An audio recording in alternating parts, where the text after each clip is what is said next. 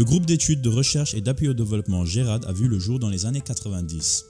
C'est une structure qui a quand même fait plus de 15 ans d'existence et qui s'active autour des principaux domaines que sont d'abord l'encadrement et la formation des étudiants, mais aussi l'appui aux institutions publiques et privées en termes d'accompagnement dans le cadre du développement territorial et local, mais aussi en termes de conception et de mise en œuvre de projets et de programmes de développement. L'idée est alors venue de créer une structure spéciale dans le développement articulé avec la recherche. Son but, c'est favoriser l'innovation dans la recherche et le développement, une idée qui a fait du chemin. Nous soutenons les étudiants, nous les accompagnons dans le cadre de la formation et nous avons effectivement un certain nombre d'étudiants qui sont inscrits, aussi bien dans le cadre des masters que dans le cadre de l'école doctorale. Et au niveau du GERAD, on met à leur disposition un plateau technique élevé qui puisse leur permettre de faire leurs recherches dans des conditions optimales. Ici, le travail d'équipe n'est pas un vain mot et c'est ce qui place chaque membre au cœur du dispositif. Ainsi, leur engagement déborde les vitrines de ces locaux. Il constitue également le lieu privilégié pour la formation et l'échange entre les chercheurs, les étudiants, les jeunes chercheurs et les professionnels.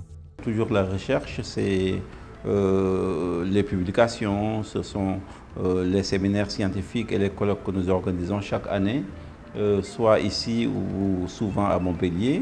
L'objectif d'assurer dans les meilleurs délais et dans les meilleures conditions ces missions ont convaincu le GERAD à se doter d'une logistique importante. Nous avons également eu à travailler avec la coopération japonaise dans le cadre des éco-villages où on a travaillé avec plus de 5000 villages, avec un déploiement très important de personnel. Donc j'insiste un peu sur ce volet parce que le GERAD dispose quand même de matériel et de logistique très important qui nous permet de nous déployer sur le territoire sans grande difficulté. Les thèmes de l'étude couvrent des domaines aussi divers que variés. Notamment l'hydraulique, la planification, avec l'appui à la réalisation de plans d'investissement communal, de plans locaux de développement, de schémas régionaux, aussi bien au Sénégal que dans la sous-région.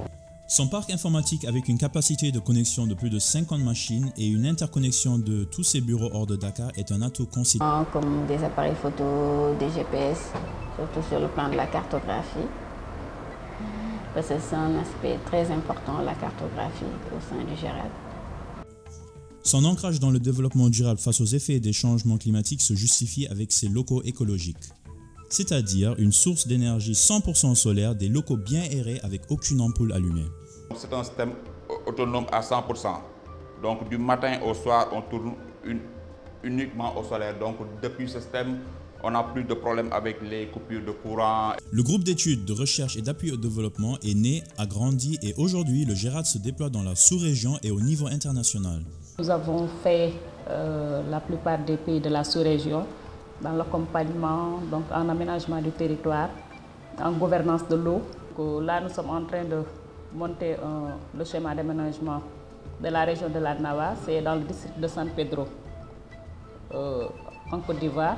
Donc nous avons fait ce même travail au Mali, dans des pays anglophones, tels que le Libéria, le Ghana. Donc c'est également en matière de gouvernance de l'eau. Le GERAD a compris que le développement est un défi pour la recherche.